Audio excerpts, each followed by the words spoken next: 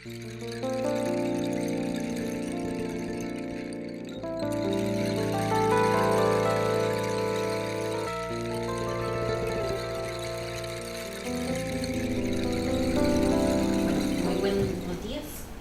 a Marcos más bien la invitación, y para mí es, como bien decía Marcos, un compromiso personal difundir un tema que si bien no es innovador,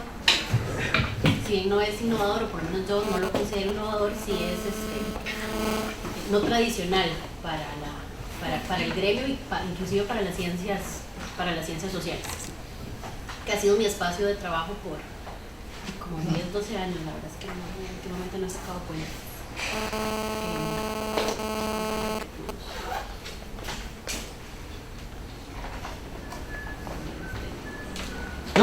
Sí. Okay. Sí, yo la presentación. Marcos, después la presentación. La presentación. Sí, por favor. Uy, chica. Andreita, ¿usted me dice cuándo? ¿El PDF? El PDF, sí, correcto. Ok, ya vamos a empezar.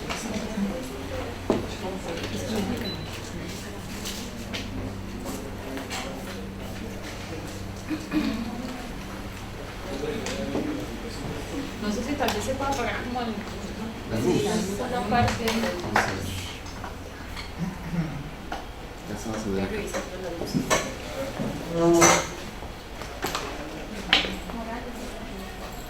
Sí. Bueno, en este marco de Voces del Trabajo Social Costarricense, como nos lo facilitó Marcos, yo quiero conversarles en relación a la responsabilidad social y la sostenibilidad, que es como se viene denominando en los últimos años, y para consideraciones de ustedes que son profesionales en formación. Entonces, pues ahí sí. Paso. Bueno, antes que nada yo quisiera comenzar diciendo que el ejercicio profesional que yo he venido desarrollando es dentro del sector privado, ¿verdad? Que no necesariamente se considera una opción dentro de lo que es nuestro gremio, ¿verdad? Por todas las diferentes situaciones particulares que engloban a este espacio. ¿Paso? Básicamente yo no voy a describirlo en particular, pero sí voy a comentarles algunas posturas, características particulares de algunas posturas que yo he logrado identificar a lo largo de mi ejercicio profesional en relación a este espacio que, como bien les decía, para mí no es nuevo, sino más bien es un espacio no tradicional. Estas posturas que yo he logrado identificar, básicamente las he agrupado en tres categorías. Una postura puede ser meramente crítica, ¿verdad? Despectiva incluso de este tipo de espacio, que tiende a verlo sin una opción de abordaje y emite un criterio sin conocer el abanico de posibilidades que a ciencia cierta ofrece este sector, por así decirlo. Incluso puedo mencionarles que se tiende a satanizar, ¿verdad? el espacio, y con toda propiedad, porque yo lo he vivido en carne propia en algún momento. Hay otra postura que es un poco más proactiva, que reconoce los diferentes dilemas que existen en este espacio, que no son ajenos a otros sectores de intervención profesional.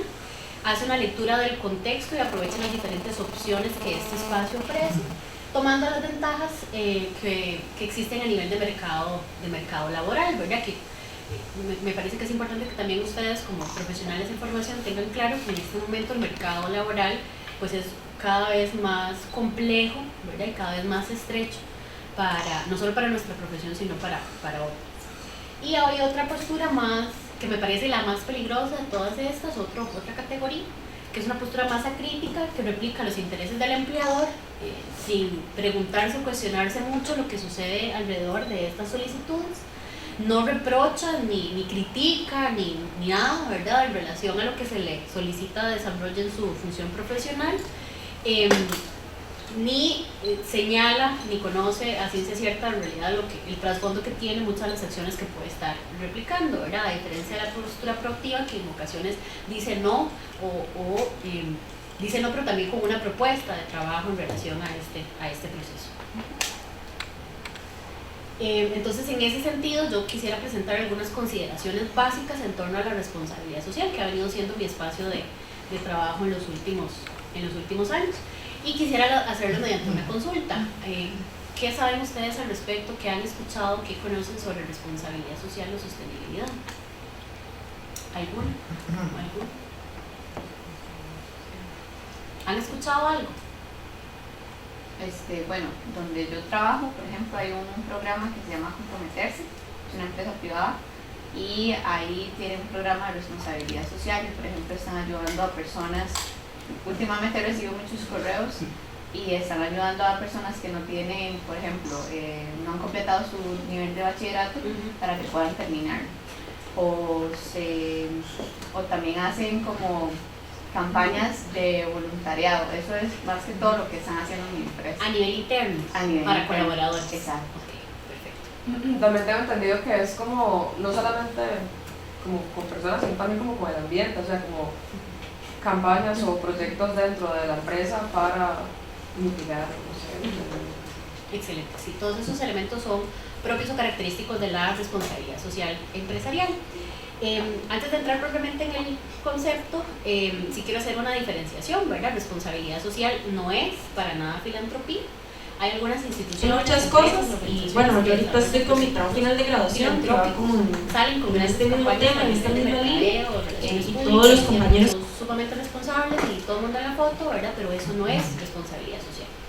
Y en los últimos dos años más o menos se viene trabajando la tendencia también de instituciones o organizaciones que ya han trabajado bastante en temas de responsabilidad social han evolucionado hacia espacios que tienen que ver con sostenibilidad del negocio, ¿verdad? Propiamente hablando. La responsabilidad social concebida desde la ISO 26000, que es una guía de referencia para implementación de responsabilidad social, que por lo menos en mi parecer es la que más se usa acá a nivel nacional e internacional y la que recoge mejor el concepto, trabaja sobre 7 materias fundamentales y están mencionadas acá en el orden en el que se conciben por prioridad, ¿verdad? Y estas 7 materias fundamentales son la gobernanza para la organización, que refiere a todo el componente ético, ¿verdad? Y todo el tema de toma de decisiones. El segundo elemento, que de hecho era una de las consultas de Marcos para esta actividad, se relaciona con derechos humanos. Derechos humanos en relación a colaboradores, a la cadena de valor, a temas de proveedores, o sea, derechos humanos para con todos los actores claves dentro del proceso de trabajo de la organización, de la institución, de la PYME, porque cualquier tipo de entidad puede implementar procesos de gestión desde la responsabilidad social empresarial. El tercer componente son las prácticas laborales, todo lo que tiene que ver con, por ejemplo, temas de trabajo infantil, horarios de trabajo, en el caso de nuestro país, cumplimiento de todo lo que tiene que ver con garantías y derechos en esta línea. El cuarto punto, como bien mencionaba la compañera, es el tema medioambiental, todo el tema de gestión e implementación de iniciativas medioambientales que van desde temas básicos como clasificación de residuos, hasta en una entidad que tenga huellas ambientales mucho más amplias, ¿verdad? Mitigar o solventar esas huellas ambientales. El quinto tema es el tema de prácticas justas de operación. Acá se relaciona todo lo que tiene que ver con marketing, con mercadeo, ¿verdad? Con que no se haga una publicidad fraudulenta o inapropiada sobre el producto o proceso que se está comercializando. Después está el tema de asuntos de consumidores, todo lo que tiene que ver con cómo llegarle adecuadamente a esos consumidores y que el producto o el servicio sea adecuado. Y finalmente todo lo que tiene que ver con participación comunitaria, que como apuntaba la compañera, temas de voluntariado o proyección externa de la organización se relacionan a este punto. Importante mencionar que en términos de responsabilidad social, primero es hacia lo interno. Primero es hacia lo interno, hacia sus colaboradores, hacia sus procesos internos, y una vez que la casa está ordenada, se trabaja a nivel externo, ¿verdad? Y otro punto importante es que el tema de responsabilidad social es asumir las huellas que tiene la organización en relación a sus acciones sociales, ambientales y económicas, ¿verdad? Entonces es cómo hacer que esa organización tenga iniciativas sostenibles en esta línea. Marcos nos consultaba, bueno, cómo se llamaba, una vez que he mencionado como todo este contexto que me parecía muy importante, ¿verdad?, para poder hablar de mi experiencia laboral. Marcos nos consultaba, bueno, cuál es la institución y programa en el que yo laboro y cuál es mi vínculo con ese escenario laboral.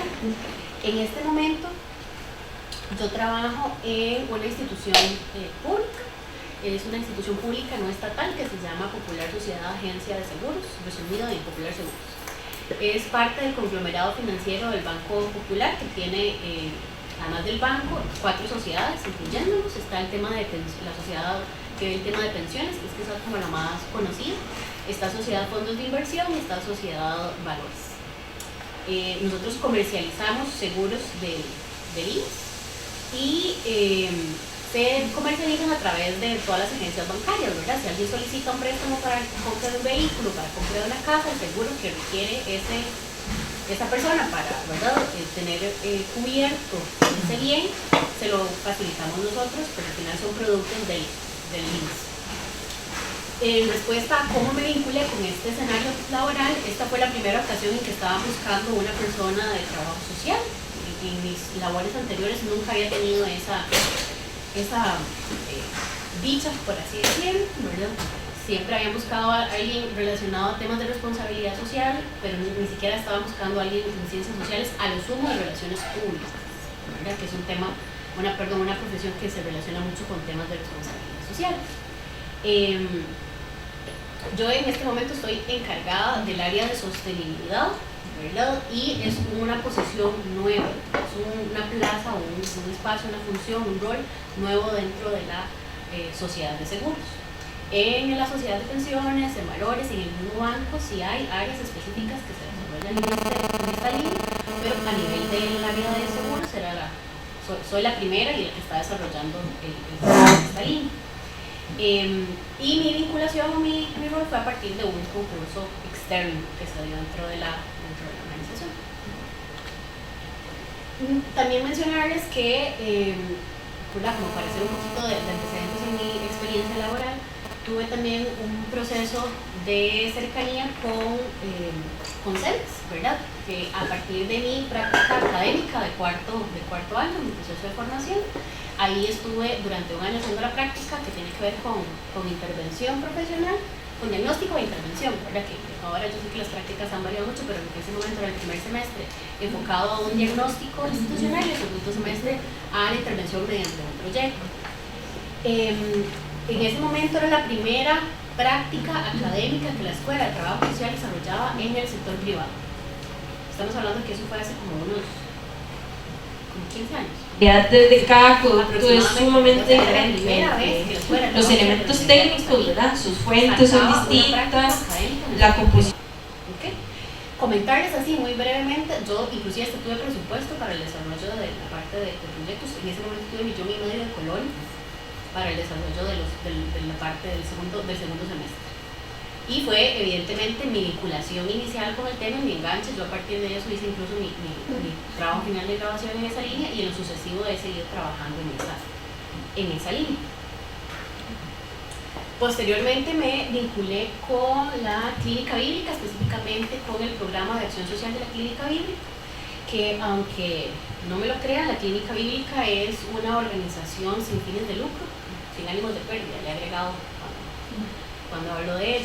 Inclusive esta organización está catalogada como una entidad de bienestar social, es que se escondía como una IBS, no recuerdo bien cómo se denominaba, pero con ellos hice mi trabajo final de graduación, una vez de que presenté 3 propuestas en relación a investigar temas de responsabilidad social y que 3 de ellas fueron rechazadas, pero creo que por insistencia aprobaron mi proyecto de graduación en temas de responsabilidad social, y fue el primero también que se desarrolló en esta línea. Una vez desarrollado ese proceso de trabajo final de graduación, también yo estuve elaborando con la Clínica Bíblica, pero más adelante les voy a mencionar un poco más de detalle al respecto. Específicamente sobre la consulta de cuáles son mis grandes objetivos, cuáles son las acciones, las tareas, las negociaciones y también las poblaciones a las cuales está dirigida mi trabajo profesional, voy a hablarles de 3 de mis espacios laborales, que como les decía anteriormente han sido primordialmente dentro del sector privado. Específicamente con la Clínica Bíblica, que fue mi primer espacio laboral formal dentro del tema de trabajo social. Lo tengo categorizado como en 3 grandes momentos de acuerdo a diferentes procesos de intervención. El primero, yo estuve abocada a todo el tema de asistencia. La parte de acción social de la Clínica Bíblica, aunque tal vez lo conozcan o tal vez no, se aboca a la atención médica, la atención asistencial médica, ¿verdad?, en diferentes áreas de la medicina. Y para ello había procesos de valoración socioeconómica que evidentemente se hacían desde el trabajo social, se asignaba un porcentaje de descuento o de exoneración y posteriormente pasaban a recibir los servicios como cualquier otro cliente del hospital, ¿verdad? Y habían también algunas referencias interinstitucionales. Sin embargo, al tratarse de una institución privada, una institución médica privada, lamentablemente en muchas ocasiones esas referencias interinstitucionales pues no eran como muy bien recibidas a nivel de las instituciones públicas.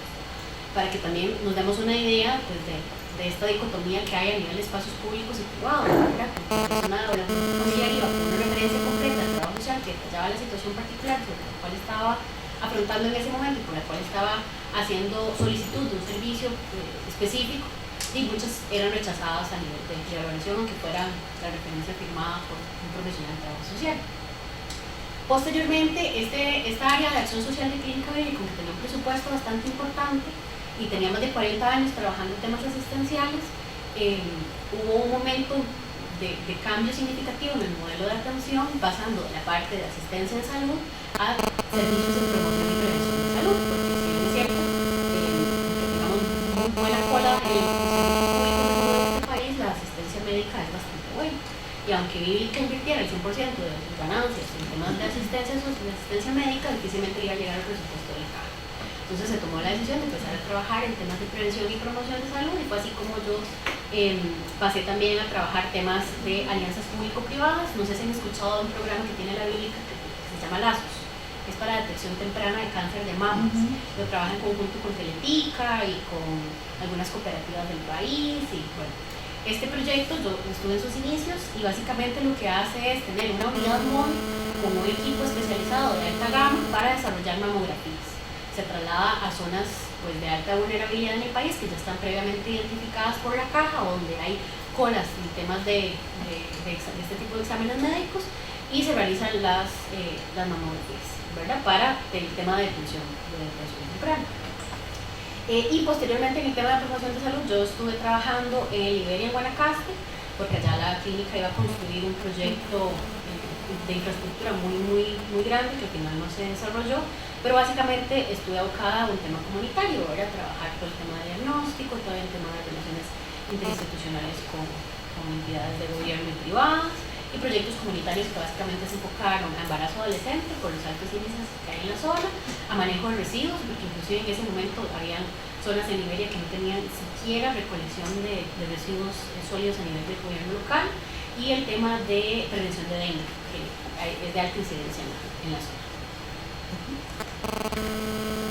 Posteriormente estuve trabajando con Grupo Unicomer. El Grupo Unicomer en el país son las cadenas de electrodomésticos y tiendas comerciales Pollo y La Curazao. Estuve como encargada de responsabilidad social, y acá las labores fueron principalmente de gestión de proyectos. Algunos de esos proyectos, porque fueron varios, está el tema de comprometidos con el ambiente, que es todo el tema de manejo ambiental a nivel interno, ¿verdad?, todo el tema de promover una cultura ambiental a nivel interno de la organización. Particularmente estas entidades producen muchísimo cartón y muchísimo estereofón.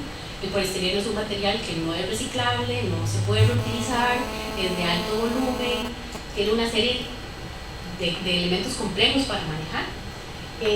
Y bueno, pues, trabajar todo ese tema a nivel interno, 2.200 colaboradores, pues no es fácil, todos ubicados en todo lado del país, porque las tiendas están por todo lado, es complejo, fue complejo.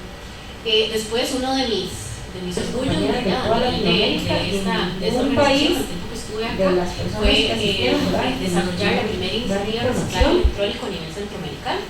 Básicamente el proyecto constituyó en convertir todas las tiendas de las diferentes cadenas, de las dos cadenas, en centros de acopio para residuos eléctricos o electrónicos, ¿verdad? Un celular como estos puede llegar a tener hasta 160 componentes diferentes, todos de alta incidencia a nivel ambiental, ¿verdad? Que pueden provocar daños ambientales severos no solo al ambiente, sino también a la salud pública.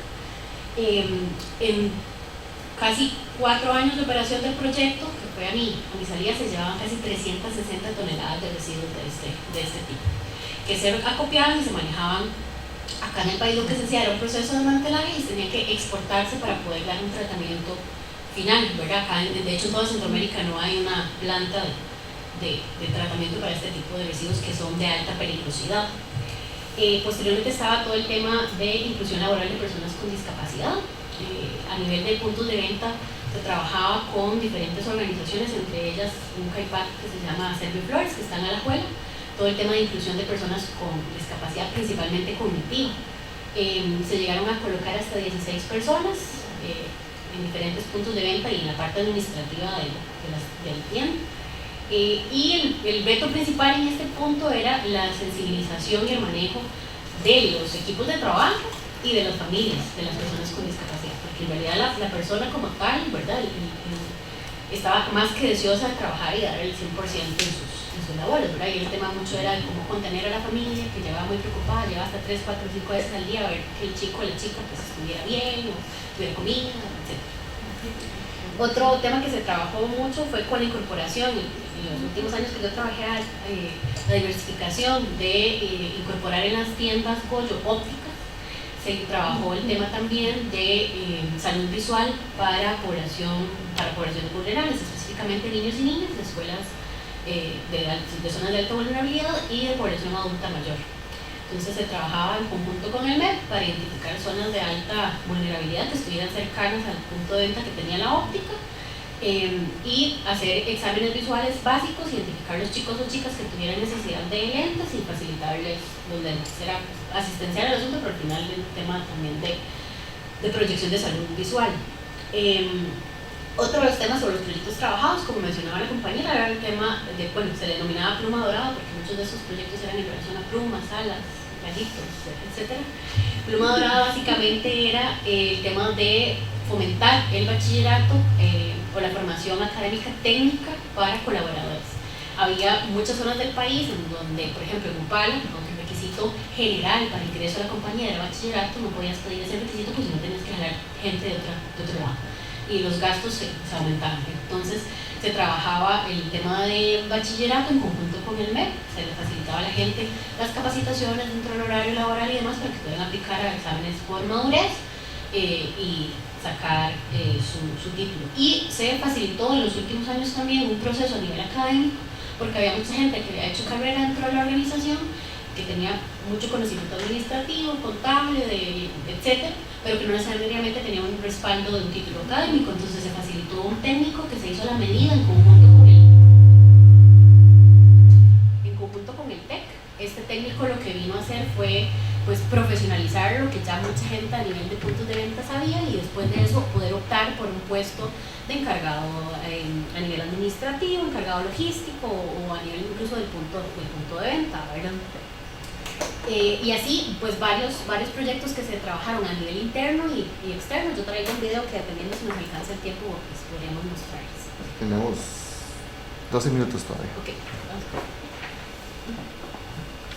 Nada más para darles algunos números sobre la organización. Tiene presencia en 21 países, con más de 865 tiendas en todos estos países. Acá a nivel nacional son 165 puntos de venta, por lo menos al momento que yo salí en estos números estaba. Más de 15.000 colaboradores con 350.000 metros cuadrados de exhibición. En este tipo de negocios el tema de exhibición, ¿verdad? O sea, si el producto no se exhibe, no se ve. Entonces el tema de metros cuadrados, de tocar metros cuadrados es significativo. Por eso para el proyecto el tema de reciclaje electrónico, en donde las tiendas iban a recibir los materiales, los equipos, fue algo sensible al momento de hacer las negociaciones con las gerencias que implicó este proyecto, porque decían, me vas a llenar la tienda de chunches, me vas a dejar sin campo para exhibición, se van a ver feas. Entonces fue una negociación fuerte en esa línea, ¿verdad? Porque el tocar los metros cuadrados a este tipo de negocios es vital, al final es parte significativa del negocio. Son más de 2 millones de clientes activos, ¿verdad?, en las que tiene en este momento la compañía, y más de 1 millón de seguidores a nivel de redes sociales, como para que tengan un dato general de cómo se mueve. Específicamente en Popular Seguros, ¿verdad? Como mi puesto es nuevo, ¿verdad? Y he tenido que empezar como de cero con el proceso, a diferencia de Unicomer o de Clínica Bíblica, donde ya habían antecedentes. Me faltó mencionarles algo a nivel de Unicomer. Yo ingresé como asistente de la persona encargada de responsabilidad social. Y en ese momento quien estaba como encargada de responsabilidad social era la hija del dueño de la compañía. ¿Okay? Que esto se da mucho a nivel de temas de responsabilidad social, que empiezan muy filantrópicos, muy caritativos, y empiezan a evolucionar a cuestiones más estructuradas, ¿verdad? Y esto es algo que a nivel de responsabilidad social se da muchísimo, ¿verdad? Posteriormente yo paso a ser la encargada, incluso tengo la oportunidad de expandir el área como tal, ¿verdad? Y de tener personas a cargo para el proceso, porque se hicieron tantos conflictos o las limitaciones que enfrenta son muy diferentes, sus ingresos económicos son muy diferentes, o sea, hay productos que abasten el presupuesto de responsabilidad social de Gold, que se trabajaban donaciones que se entregaban mes a mes a diferentes organizaciones. Cuando yo hago la revisión y le presento al Comité de Responsabilidad Social los datos, que más de un 70% de las organizaciones no tenían ni siquiera cédula jurídica, ¿verdad? Para que tengan una idea, o sea, no se pedía detalle de cómo invertían el dinero, no se pedía una retroalimentación de qué estaban haciendo, o sea, era como repartir naipes, aquella carajada. Ahora en lugar de naipes eran cheques con sumas significativas que mes a mes entregaban. A mi salida, solo un 5% del presupuesto se invertía en temas asistenciales y era exclusivamente para colaboradores. El tema de donaciones, para mí, que era una solicitud diaria para los 165 puntos de venta, se eliminó, porque no tiene ninguna relación con el negocio, y si se va a dar una donación de ese tipo sale desde mercadeo, porque es un tema de divulgación, es un tema de presencia de marca, no es un tema asistencial, ¿verdad? Eso fue como parte dentro de las consultas de marcas, de las negociaciones sobre los puntos que había que trabajar. Específicamente con Popular Seguros, es mi primera exploración dentro del sector público. Yo quería ver cómo era el asunto dentro de ese lado, y afortunadamente pues de momento estoy bastante satisfecha. No había, como les decía, antecedentes de ese puesto en mi sociedad, pero sí en el resto del conglomerado. Básicamente mi trabajo ha sido crear una cultura organizacional en este tema, ¿verdad? Es un enfoque que está centrado en temas de reporte y control de procesos. Yo hago mucha reportería en este momento, y reportería que está enfocada, por ejemplo, a temas de reportes de sostenibilidad, que si no los han escuchado, pues les recomiendo que pongan atención. Las organizaciones que hacen responsabilidad social, que hacen sostenibilidad, transparentan sus procesos mediante reportes anuales de gestión. Estos reportes se llaman reportes de sostenibilidad, hay que estar acreditados para hacerlo y demás. Y básicamente, por lo menos el reporte del conglomerado del banco para el año pasado llevó 475 indicadores diferentes en el ámbito social, económico y ambiental, ¿verdad? Desde cuánto fue el pesaje de residuos sólidos X hasta cuál fue la diferenciación de salarios entre hombres y mujeres, para darles un ejemplo. Entonces, bueno, como les decía, mi trabajo en este momento está muy enfocado al tema de la reportería, de ese tipo de procesos en cuanto a compilar datos para un reporte general.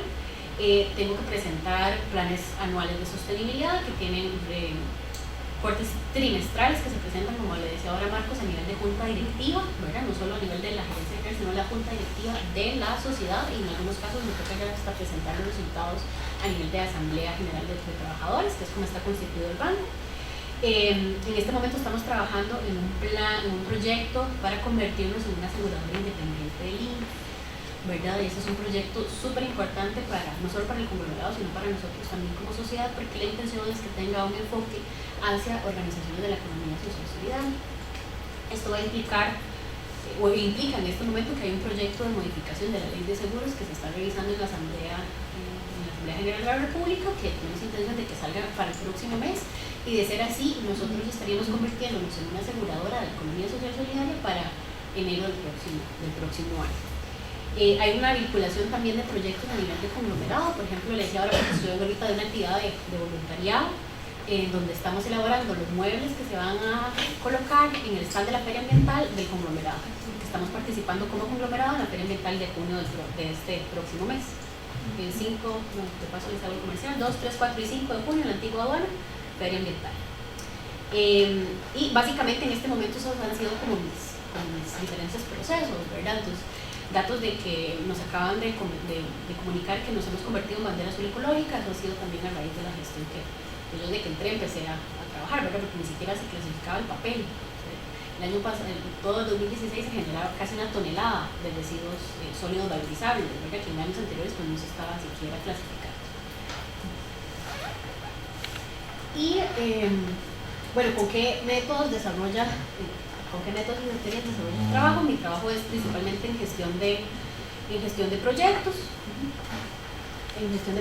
¿verdad? Y pues la realidad profesional implica que es un ejercicio político, o sea, cada decisión que se toma, cada proyecto, principalmente ahora a nivel de seguros, es absolutamente político, porque va a junta directiva, va aquí, va allá, ¿verdad? Entonces el tema es bastante importante, que se planifica diariamente, ¿verdad? Incluso a veces hay cosas que hasta varían en el mismo día. Hay una relación importante entre proyectos, programas, portafolios y la política misma que tiene la organización. Y es importante tener todas esas iniciativas documentadas o respaldadas en un proyecto, en un plan general, en una planificación estratégica marca. Porque si no, lo que pasa es que vos salís o viene un cambio de administración a nivel de gerencia o a nivel de alguna persona importante a nivel de toma de decisiones y se cae. Eso tiene que estar documentado en las políticas, en las estrategias organizacionales, porque si no, se cae, ¿verdad? Por más que uno lo haya validado, que todo el mundo esté clarísimo que se ocupa, se cae. Las iniciativas tienen un principio y un fin, no necesariamente presupuesto. Okay. Y este tema a nivel de presupuesto, pues yo lo viví de forma muy transparente, muy real. Yo llegué a tener hasta $600,000 de presupuesto semestral y ahorita en este momento en seguro no tengo ni un 5, ¿verdad? Entonces ese tema pues, también hay que trabajarlo. Implica definir una serie de elementos a nivel de los proyectos y requiere en algunos casos de hacer proyectos pilotos, ¿verdad? Como para validar, que la gente vea que sí funciona. En el caso de residuos eléctricos y electrónicos, yo empecé con tiendas en el GAM para validar que efectivamente funcionaba y que tenía una incidencia directa y que personas que no necesariamente eran clientes, por el tema de llegar a dejar sus residuos a nivel de la tienda, pues podrían engancharse a nivel comercial y ahí fue vendiéndose la zona. Y requiere, como les decía, validación estratégica y operativa. Y voy a ver hasta qué espacio me da chance. Entonces realmente es algo que cada vez vamos a dar cuenta de que es algo realmente hay un sinnúmero de contradicciones distinto y que uno como aportar una perspectiva alternativa en este campo. Para validar algunas de esas contradicciones, bueno, la intervención per se en el sector privado es una contradicción grande. Y te ven raro y te señalan, y, ¿verdad? Y es como, ¿pero qué hacen ahí? ¿Cómo lo hacen? Hay que generar compatibilidad entre la ganancia de la compañía y la direccionalidad del bienestar de la responsabilidad social, ¿verdad? O sea, el hecho de que una organización tenga dentro de sus metas tener ganancias es parte de la responsabilidad social. La compañía tiene que ser económicamente rentable, si no, los primeros que van a ser afectados en la organización son sus colaboradores, porque es el primero que se recoge la planilla. Entonces la compañía tiene que ser económicamente rentable y las iniciativas de responsabilidad social tienen que ir alineadas también a mejorar la rentabilidad organizacional. Y eso no está mal, es lo primero que hay que aceptar. O sea, el hecho de que la organización como tal genere ingresos no está mal, porque si no, ¿de dónde va a sacar el presupuesto para programas internos y para programas externos? ¿Verdad? La relación entre la lógica de acumulación y la sostenibilidad de la ganancia es un tema que una se consulta cada rato, ¿verdad? Y cómo trabajar esa delgada línea entre lo que hacemos es para mercadeo social o lo que hacemos es para que salga bonita la organización en la foto o porque de verdad va a impactar directamente a los colaboradores, a la comunidad, a las familias de nuestra gente, etc. El significado del quehacer de las empresas a partir de las demandas, ¿verdad? Hay organizaciones que pues te dicen, es que hay que hacer esto aquí, hay que hacer esto allá, y uno tiene que estar muy clara sobre qué significan esas demandas, esas solicitudes, ¿verdad? O sea, ¿es efectivamente algo que está alineado a la respuesta del negocio o es algo para tapar alguna situación particular? ¿O de dónde viene? ¿Cuál es la razón de ser de esa demanda o de esa solicitud? Responder a los intereses del contratante, a los intereses profesionales, se vuelve evidentemente un dilema, ¿verdad? Y es una negociación permanente con una misma y con quien tenga que validar sus acciones. Y la influencia de la naturaleza de la organización y del origen del capital también va a determinar muchísimo qué se haga y qué no se haga. Bueno, algunos desafíos importantes: la legitimidad y la consolidación de este tipo de espacios no tradicionales en sí mismo implica una credibilidad ¿verdad? Y hay vacíos a nivel de formación organizacional que podríamos estar aprovechando este tipo de espacios que son de alta incidencia, de alta posibilidad y potencial de transformación a nivel de diferentes poblaciones, que estamos desaprovechando por falta de información en esta línea, incluso de saber que son espacios que pudiésemos estar ocupando a nivel profesional. Las empresas definen la injerencia a partir de percepciones y de forma desligada, ¿verdad? Y muchas de estas organizaciones, en el caso, por ejemplo, de Clínica Bíblica, ellos nunca se habían consultado o preguntado siquiera por qué dejar de hacer asistencia médica y empezar a hacer promoción y prevención. Cuando se les planteó el proyecto, dijeron, bueno, sí, pucha, es que jamás le vamos a llegar al presupuesto que tiene la caja en términos de atención médica. Y las debilidades que tienen nuestros sistemas de salud están en temas de prevención y promoción. Ahí es donde tenemos que trabajar. Todavía hacen asistencia médica, porque tienen 300 médicos ahí en planta, ¿verdad? Pero se han empezado a enfocar muchísimo más en ese ámbito. Y no lo habían hecho no porque no quisieran o porque fueran, ¿verdad? O sea, no, es porque nunca se lo habían planteado de esa forma. La representatividad y la definición de criterios y mecanismos de evaluación, ¿verdad? En este tipo de temas hay que dar datos y hay que adecuarse al lenguaje organizacional, ¿verdad? Y el tema de metros cuadrados, el tema de ventas, o sea, todo hay que adecuarse a esa línea. También es importante la necesidad de intervención estatal respecto a las certificaciones y normalizaciones. Este tema de responsabilidad social no es una exigencia para ninguna organización, es parte del concepto que tiene el mismo tema, o sea, es voluntario. Quien quiera comprometerse a nivel económico, social, ambiental, a nivel interno y externo, lo hace porque le parece significativo y le parece que le agrega valor organizacional, no porque ninguna norma se lo exige a nivel nacional. Sin embargo, en este momento en nuestro país y desde hace más o menos unos 2 años se está desarrollando una estrategia nacional de responsabilidad social desde el Ministerio de Economía, Industria y Ministerio de Economía, Industria, Comercio, sí, gracias, que básicamente lo que pretende es que en primera instancia las instituciones públicas generen procesos de responsabilidad social, sean transparentes y reporten, ¿verdad? Desde la metodología CRI que les mencionaba anteriormente, para que posteriormente el resto del sector privado, la industria, empiece también a afectar, para hacer el país aún más competitivo y para generar una serie de elementos. Pero bueno, eso está de momento en términos de planificación, aún no ha salido la política como tal. La sociedad civil como agente de certificación y de normalización, ¿verdad? En mayor medida cada vez la sociedad se vuelve más crítica y más, no, pero es que salieron la foto, pero tienen problemas a nivel de operaciones, y están generando vertidos, ¿verdad? Cada vez la sociedad se vuelve más crítica en cuanto a quién le compra, de quién adquiere servicios.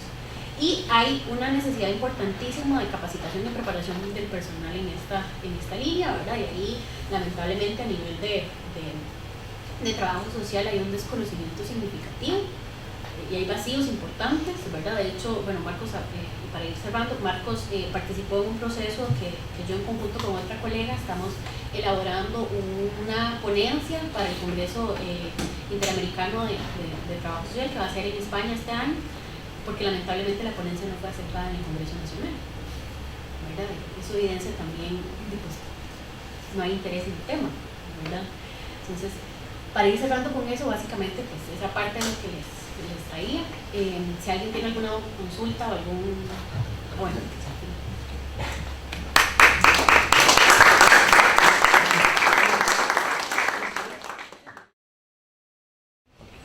Bueno, no sé si alguien tiene una idea más o menos de qué es ACAI o con qué población trabaja, nunca han escuchado absolutamente nada sobre el tema. Bueno, ACAI es una organización no gubernamental que ejecuta algunos de los proyectos que tiene la Cruz de Costa Rica, Alto Comisionado de las Naciones Unidas para las y los Refugiados. Cuando yo me inserté en este espacio, honestamente no lo conocía, no tenía la más mínima idea de que existía. Fue literalmente como que una cosa llevó a la otra y fui ahí, ¿verdad? Yo había trabajado, bueno, había hecho la práctica de cuarto en el INAMO, entonces, y luego de eso me mantuve haciendo voluntariado ahí, entonces eso también me permitió como tener algún tipo de herramienta base, por lo menos en el tema de violencia. Y bueno, y efectivamente por eso fue que me contrataron más por el tema de violencia, porque de refugio no tenía la más mínima idea de cómo funcionaba, no sabía absolutamente nada. Pero bueno, ahí entré. Entonces, ACAI es una agencia implementadora desde 1991 de Naciones Unidas.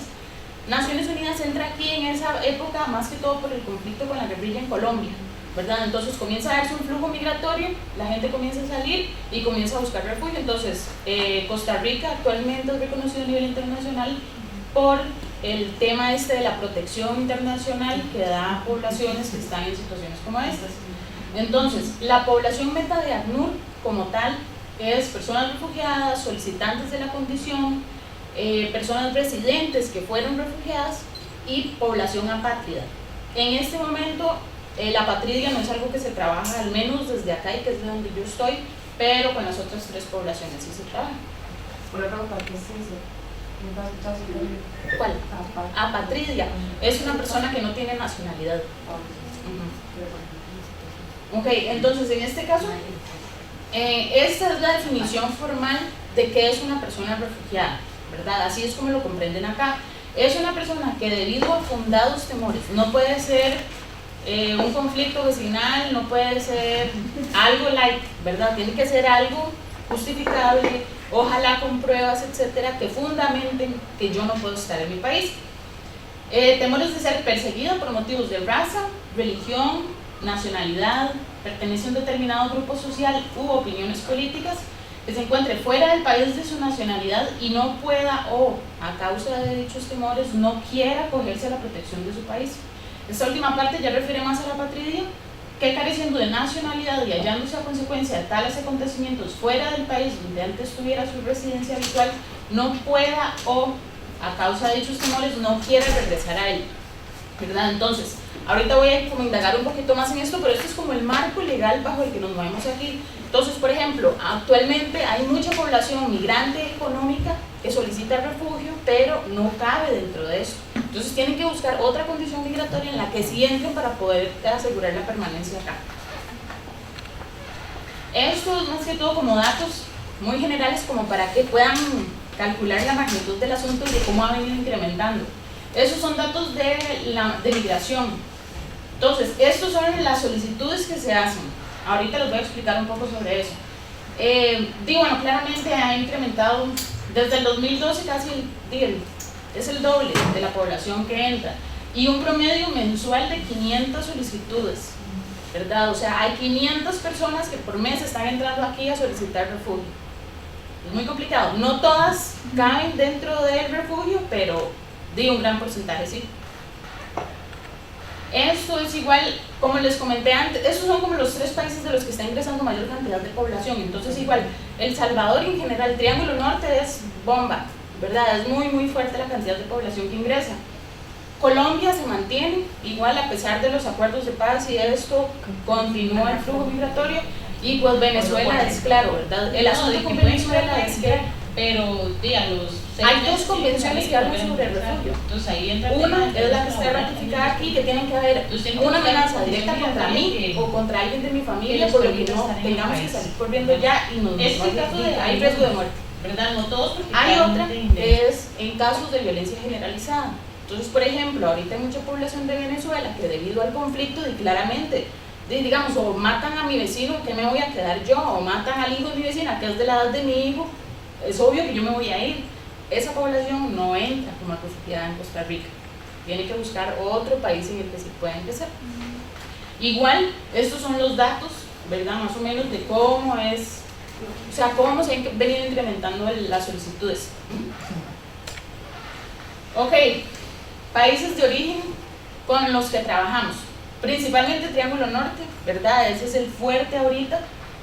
Colombia, igual guerrilla, Venezuela, conflicto político, Cuba, también conflicto político, Nicaragua, ¿a alguien se le ocurre por qué Nicaragua? ¿Pobreza? No, porque pobreza no. Ah, bueno, es cierto. Violencia intrafamiliar.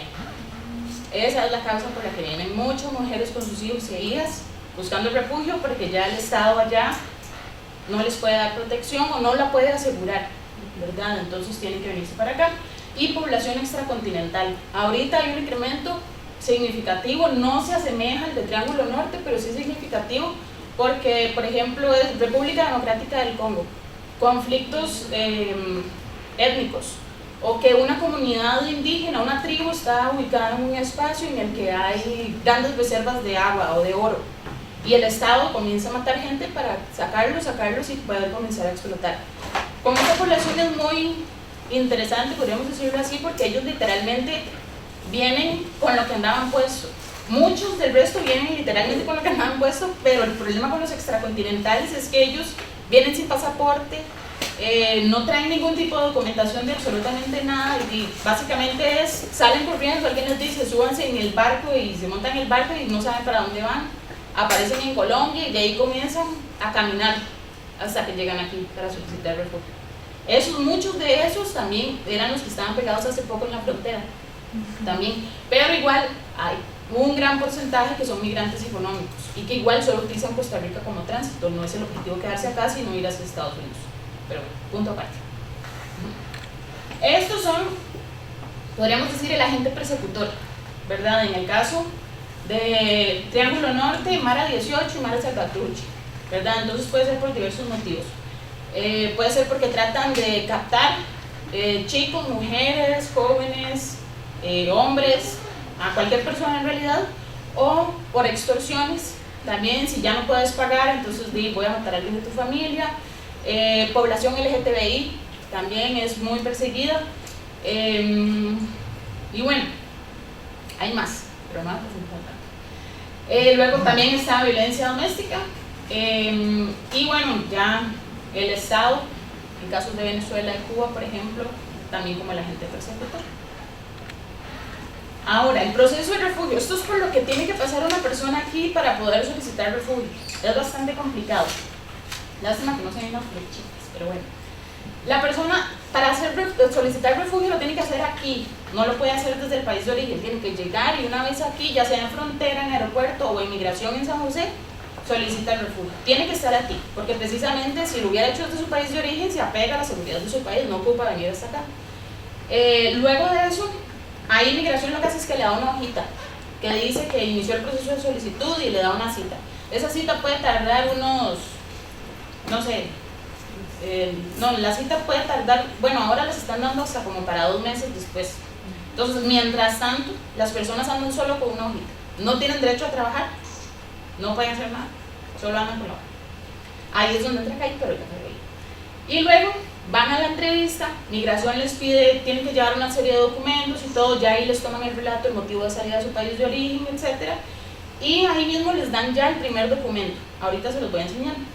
El primer documento, a los 3 meses de que fue a la entrevista y tuvo ese documento, pueden ir a solicitar permiso laboral.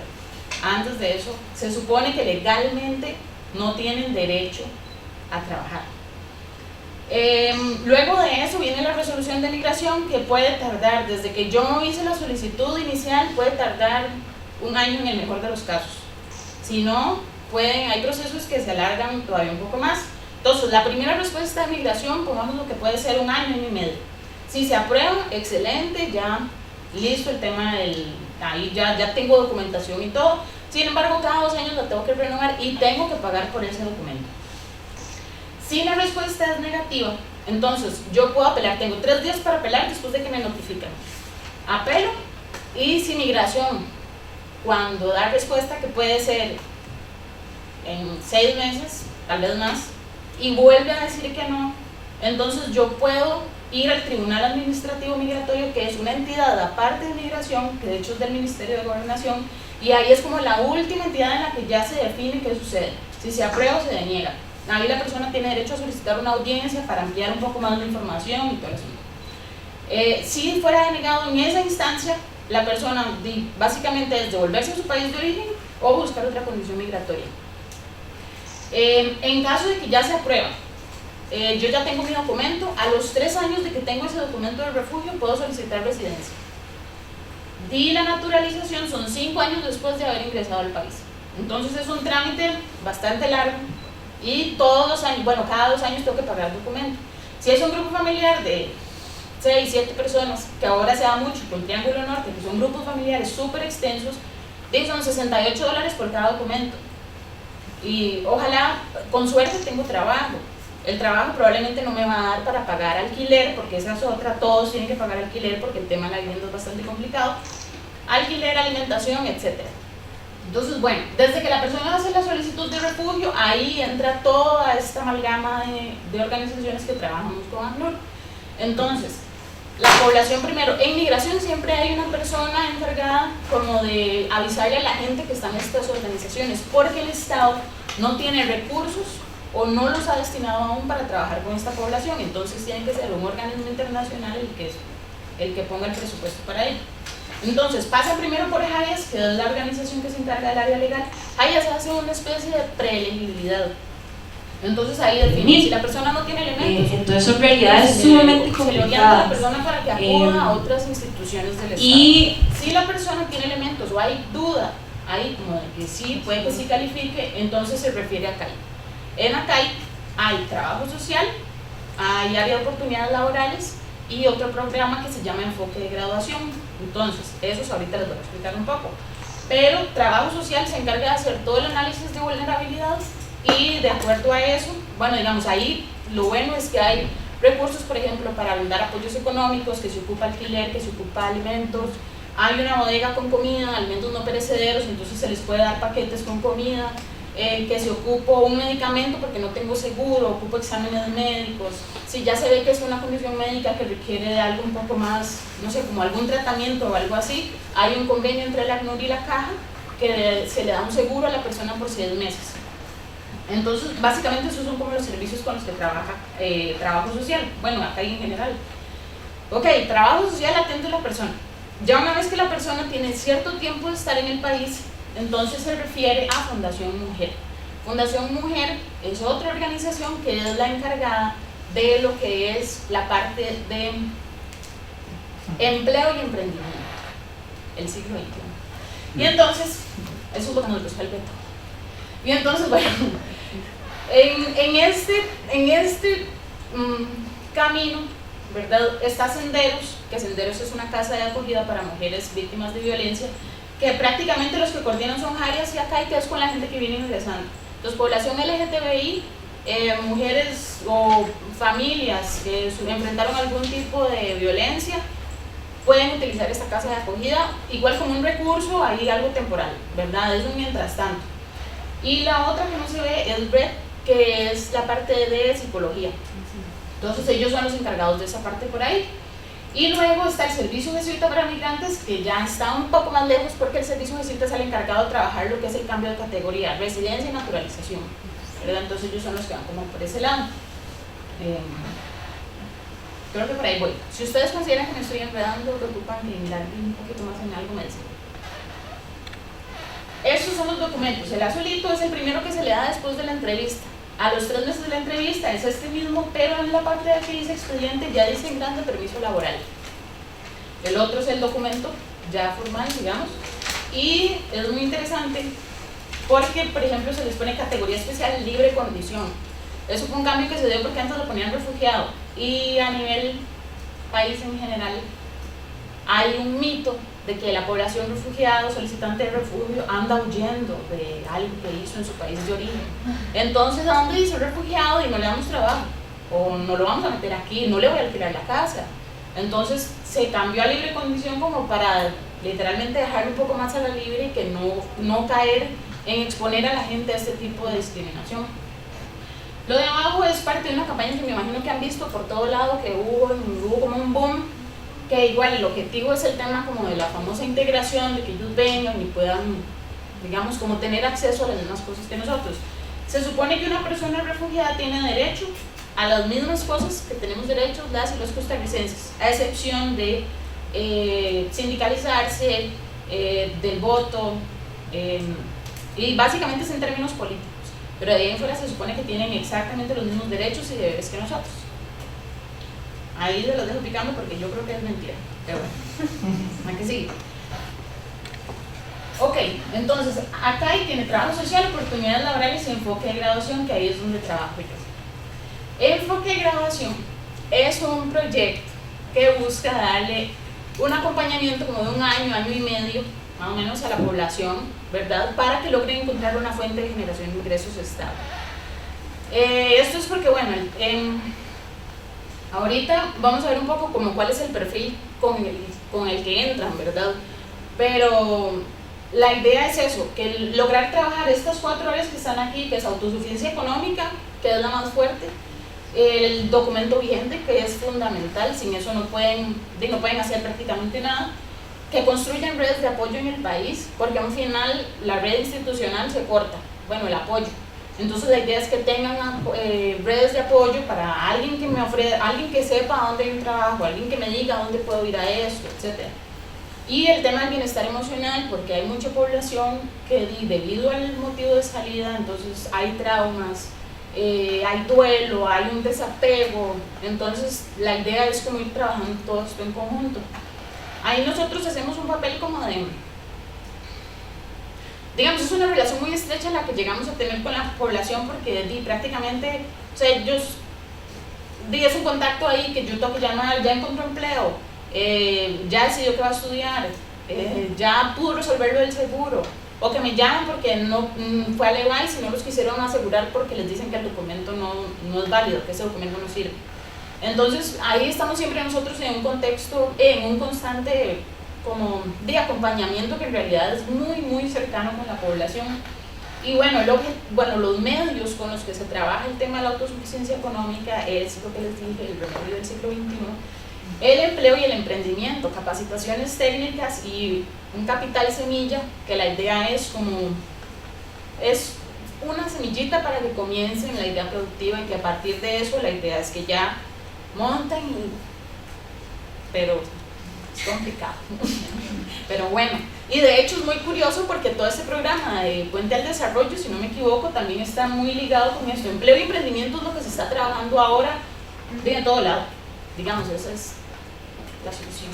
Pero bueno, y otra cosa muy interesante, la asistencia económica en ACAI y en ACNUR no es un derecho, es algo que se puede reservar, digamos. Entonces eso es muy complicado y muy jodido porque también, digamos, si yo digo, hay profesionales, En ese caso, profesionales, tienen que buscar. entonces puede que yo tenga muy claro cuál es mi compromiso político con la población.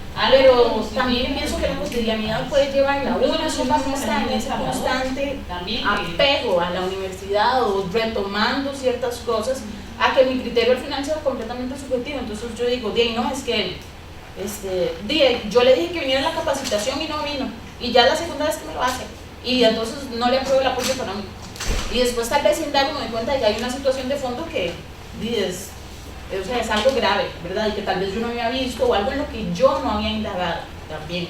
Entonces eso puede llegar a ser muy complicado, pero bueno, creo yo que al menos los profesionales que vienen acá dicen muy bien. Hacemos nuestro trabajo excelente. Pero la que sigue. Este es como el perfil. Como la población viene de diferentes países, toda es completamente diferente. Edades, grupos familiares grandes, grupos familiares pequeños, hay población que viene con estudios universitarios, hay población que viene sin estudios del todo, que no saben leer, no saben escribir, otros con primaria completa, otros primaria incompleta. Entonces es un poco complicado también a la hora de trabajar el tema de la autosuficiencia económica, ¿verdad? Por el tema de la capacitación técnica también, que puede que se capacite en cualquier cosa, pero el mercado laboral pide noveno. Entonces también es como un poco complicado trabajar por esa vía. Estos son como las necesidades que hemos visto, hemos ido identificando más a nivel general. En términos de vivienda, nosotros en ACAI trabajamos con tablas de montos, digamos techos, de acuerdo a la cantidad de miembros del grupo familiar. Y se parte de que es un apoyo, entonces no va a cubrir todo el monto, a menos que sean situaciones ahí ya un poco excepcionales. Pero entonces, bueno, la gente tiene que enfrentar altos costos de alquiler. Si quiere un alquiler barato, prácticamente van a meterse a asentamientos urbanos, ¿verdad? O zonas vulnerables, ahí está la mayoría.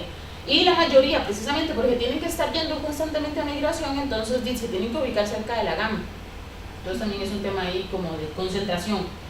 En empleo, dificultades para demostrar experiencia previa. ¿A quién pueden llamar? ¿A quién ponen como recomendación? Desconocimiento de documentación, hasta en el EVAIS, hasta en el IMAS. Le dicen que el documento no es válido. Explotación, largas jornadas de trabajo, sin garantías, precisamente porque es un migrante. Entonces el migrante no sabe, entonces yo puedo aprovechar como empleadora y le pongo a trabajar más y le pago 100,000 pesos. Entonces es como bastante complicado. En educación, baja escolaridad, más que todo a nivel centroamericano. Reconocimiento de títulos universitarios, por ejemplo, la población que viene de Venezuela tiene carreras universitarias, incluso las mismas mujeres de Nicaragua vienen con 2, 3 títulos universitarios, pero ¿cómo hacen para convalidarlos? Cuesta como $500 convalidar un título, además de que tienen que traer toda una serie de documentos sellados, apostillados y no sé qué, que al final yo digo, si tuve que salir corriendo, que iba a estar yo pensando en que tenía que ir a pedir todo eso a la U, además de que si aquí estoy tratando de sobrevivir, literalmente, viendo cómo hago para comer, cómo hago para pagar alquiler, etcétera, ¿de dónde me voy a sacar $500 para ir a convalidar un título? A nivel de salud, muchas personas vienen con, bueno, de enfermedades, ¿verdad? Y entonces también es el tema del seguro, porque el Estado, seguro por el Estado no se le va a dar. El seguro patronal tiene que conseguir empleo, y si consigue empleo, con suerte lo aseguran. El seguro voluntario no, porque tiene que tener aunque sea un ranguito chiquitito de ingreso, porque si no, ¿cómo lo va a pagar? Y él, como trabajador independiente, le ponen un monto que al final yo digo, ¿o cómo pago el seguro? Entonces es como un toque complicado por ahí. Y la composición familiar, grupos familiares extensos, que se viene el tío, la prima, el abuelo, hasta el perico, traen a todo el mundo, y ojalá todos, hay que lidiar también discapacidad, VIH, violencia, enfermedades crónicas. Entonces no es como que hay un perfil que uno pueda trabajar así muy específico, sino que es todo, es todo. También, bueno, jefatura femenina y el tema de resolver el cuidado de menores de edad. Igual, están las redes de cuidado de Limas, pero la red de cuidado tal vez es muy común que ya no hay espacio. Entonces, ¿qué hago? Y no encuentro empleo porque no tengo con quién dejar al chico.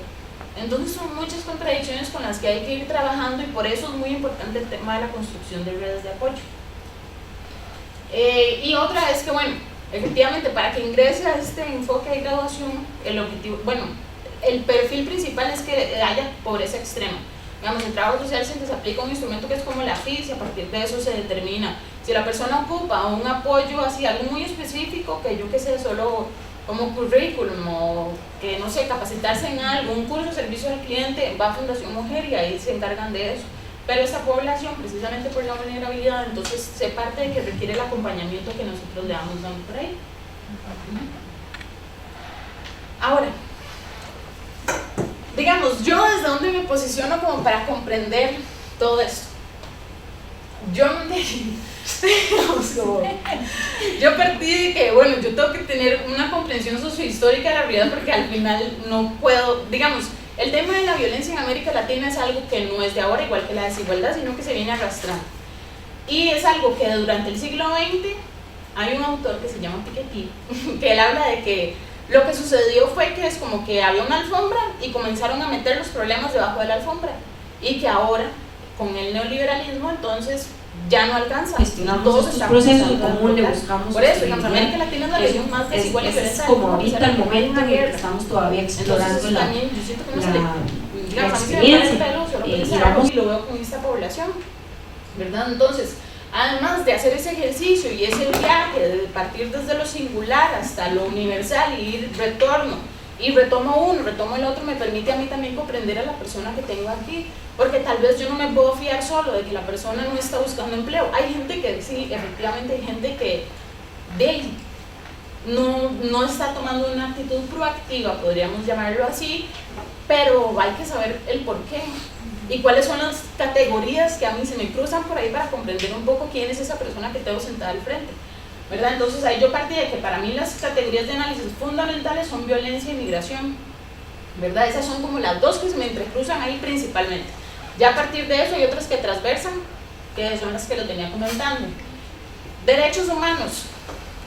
Eso es algo, espero no sabotear ninguna de sus presentaciones, pero digamos, derechos humanos es algo que efectivamente yo con esta población lo veo, es algo que está en el papel. Digamos, hoy justamente una señora me decía, yo fui a pedir un crédito y no me lo querían dar.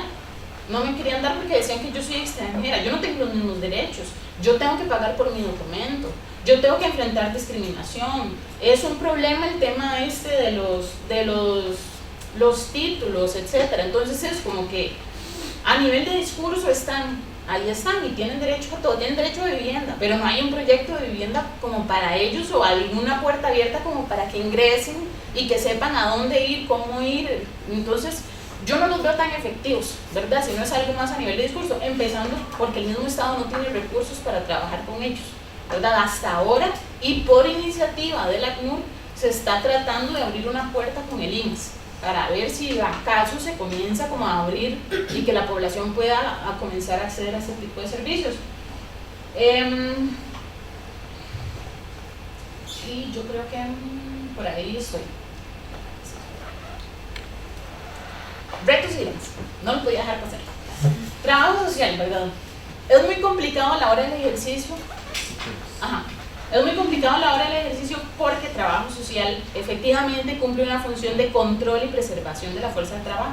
Digamos, yo lo veo con ellos y yo digo, yo tengo que ir, para poder darle un apoyo económico a una persona, yo tengo que ir a indagar hasta ver si en la refri tiene pan, leche, huevos, qué está comiendo, si está comiendo o no, si se ganó 50.000 colones porque hizo un trabajo informal, en qué lo gastó, qué hizo con esa plata.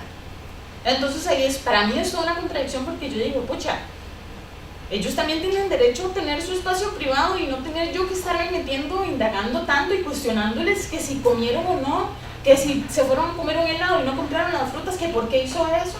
Digamos, es bastante complicado ese limbo en el que uno está a nivel profesional, porque ahí es donde yo creo que juega mucho el compromiso político y la visión de mundo que una tenga, porque en realidad y al final es una la que hace el informe y es una la que termina negociando para que a una persona se le apruebe o no algo, o una es la que llega a incidir en que el proyecto al final, en lugar de trabajarse tanto eso, tenga eso, porque la población así es como lo está haciendo, porque digamos, como les dije, el Estado no conoce a la población, únicamente conoce su comisión migratoria.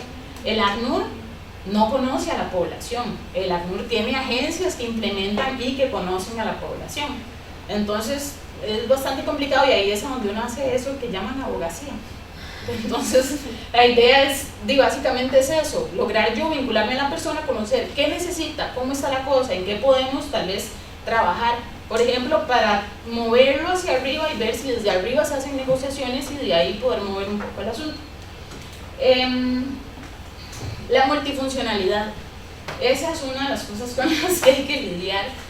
Y bueno, yo soy muy ñoña, entonces yo siempre me acuerdo de Antunes y las transformaciones del mundo del trabajo.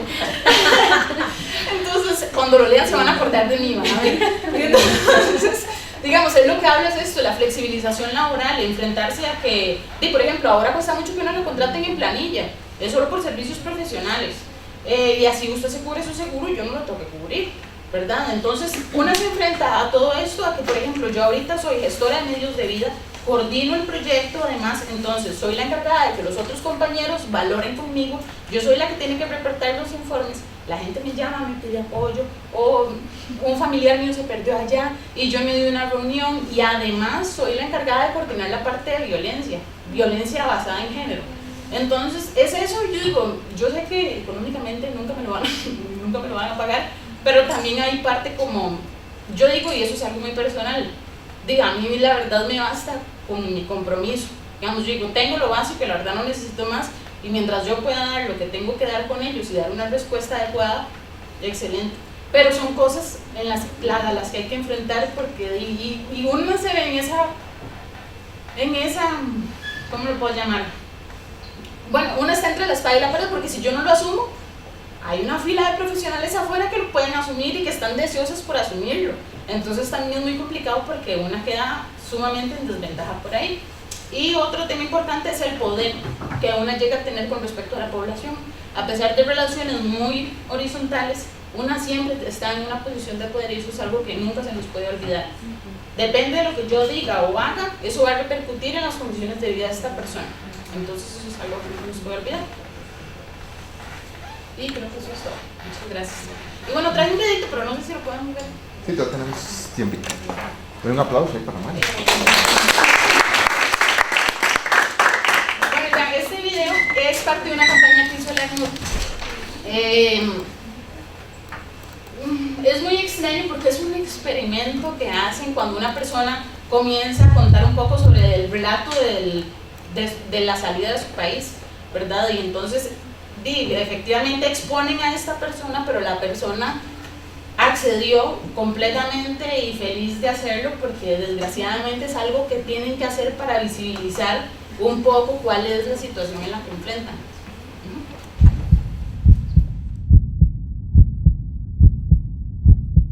Mi nombre es José Manuel, soy colombiano,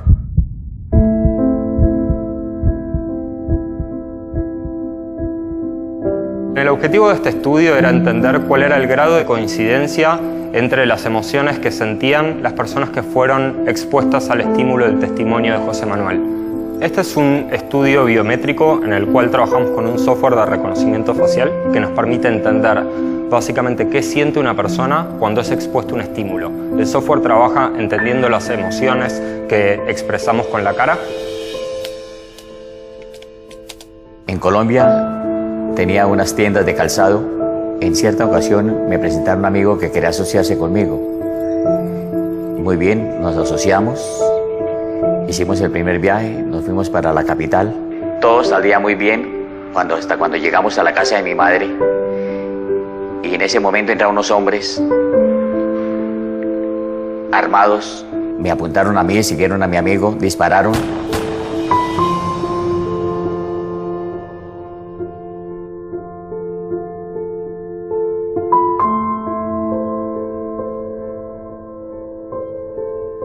Salió el hombre que acaba de dispararle a mi amigo cuando me dijo, mátelo, mátelo también. Y yo le contesté, usted no me va a matar, usted no me va a matar. Salieron ellos, no sé en qué se fueron, me subí yo corriendo a buscar a mi amigo, a auxiliarlo en el instante, cuando de pronto lo encontré ya fallecido. Ya llamé después a mi esposa y le dije, mi amor, nos vamos del país. ¿Para dónde? No sé. Llamé a un amigo que tiene una agencia de viajes en la capital y le dije, consígame 4 pasajes lo más pronto posible para donde no pidan visa, porque no tengo visa. Entonces él me dijo, hay Costa Rica, un país Costa Rica. En el primer vuelo que tenga, me voy. Al otro día, pues hay que subsistir. Le dije, mi amor, hay que buscar algo para el medio de vida. Nos fuimos y compramos una caja de manzana, vendíamos en un semáforo. Nos iba muy bien, compramos 2 cajas de manzana, compramos tiliches. Y así salimos adelante, vendiendo, ahorrando y ahorrando y ahorrando, guarde, ahorre. Cuando le dije, vamos a comprar nuestra casa, fuimos a una entidad bancaria, dimos la cuota inicial de la casa, tenía buen lote atrás, hicimos apartamentos, seguimos trabajando, seguimos luchando. Por eso le digo que saliendo de un país a otro país, a todos nos pasa igual, no solamente a mí.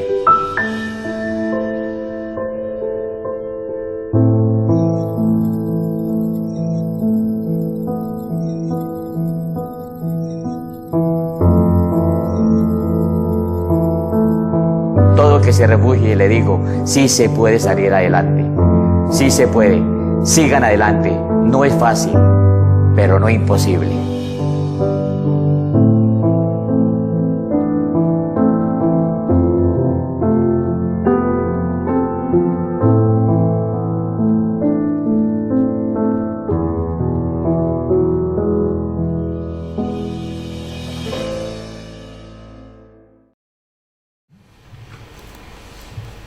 Ok, bueno, mi nombre es María José Bermúdez. Bueno, en realidad casi todos me dicen Mamu, entonces por ahí, para que me identifiquen, yo vengo de parte de la Asociación Administradora del Acueducto Rural de Poás y Barrio Corazón de Jesús. Eso es en Acerrí. Para los y las que no saben, eso es un acueducto comunitario. En Costa Rica el abastecimiento de agua se da de 3 formas. Una es por medio de acueductos comunitarios, otra es por medio de la IA y otra es por medio de acueductos municipales. Hay unos que otros entes privados, pero son como excepciones que se han tenido. Y yo pues trabajo en específico en este acueducto comunitario en Acerrí y trabajo en una oficina que se llama Oficina de Culturas Vivas Comunitarias.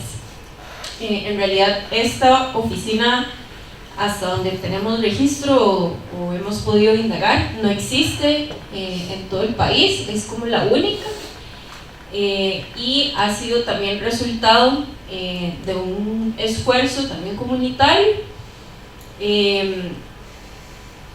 y resultado también de mi experiencia como activista política en materia de la gestión del agua. Entonces esa ha sido como respondiendo como a las preguntas que nos hacía Marcos. ¿Cómo me vinculé con eso? Pues fue el resultado de una lucha social al nivel que ustedes estaban. Yo ya desarrollaba procesos en el barrio Corazón de Jesús, con el tema de una planta de tratamiento de aguas residuales en conjunto con este acueducto. Entonces ha sido como un proyecto y ha sido un espacio que ha sido una lucha y una conquista social para esta comunidad también, y que poco a poco pues le venimos dando forma. La Oficina Cultura Comunitaria existe aproximadamente hace unos 3 años y yo ingresé a partir del año pasado ya como profesional y como en planilla, digamos, ya oficialmente. Entonces yo un poco lo que les traje en realidad es una presentación, no voy a mentir, es una presentación reciclada, pero en realidad es del plan operativo anual del trabajo de esta oficina, que en realidad es el primer plan operativo que tiene esta oficina, porque precisamente hasta que entré yo como profesional pues pude estructurar específicamente la oficina. O sea, la oficina venía funcionando resultado también de un colectivo con el que yo trabajo, que es un colectivo que se llama Yarcanit, que trabaja en Acerrí, trabaja el tema de gestión del agua en general, y que poco a poco vino forzando, vino luchando por generar este espacio. Principalmente, bueno, Acerrí tiene un montón de cualidades, digamos, que lo hacen un espacio políticamente y ambientalmente importante en materia de la gestión del agua. Es un cantón que se ubica en una zona periurbana, o sea, es una zona donde la ciudad choca ya con la montaña, y hay zonas de recarga acuífera. Estamos cerca de la zona de protección de los cerros de Escazú, y específicamente, bueno, el acueducto de Poás se abastece por el río Poás, que es un río que comparte con Alajuelita, entonces es una cuenca compartida, que tiene esta zona de los cerros de Escazú, etc. Entonces es una zona de alta importancia ambiental. Yo soy vecina también de Acerrí, no necesariamente de la zona de Poás, pero todos los compañeros que conformamos este colectivo que se llama Yarcanit somos habitantes del cantón, y empezamos pues a realizar como, bueno, todos en ese momento cuando nos empezamos a colectivizar, todos éramos estudiantes universitarios, etcétera, y empezamos como a desarrollar ciertas iniciativas en el cantón de Acerrí, principalmente con el tema de apropiación del espacio público, de parques y demás, y pues las reflexiones y las discusiones que llevábamos como vecinos y vecinas del cantón se fueron destinando a los conflictos que se gestaban en el cantón por el tema de la gestión del agua.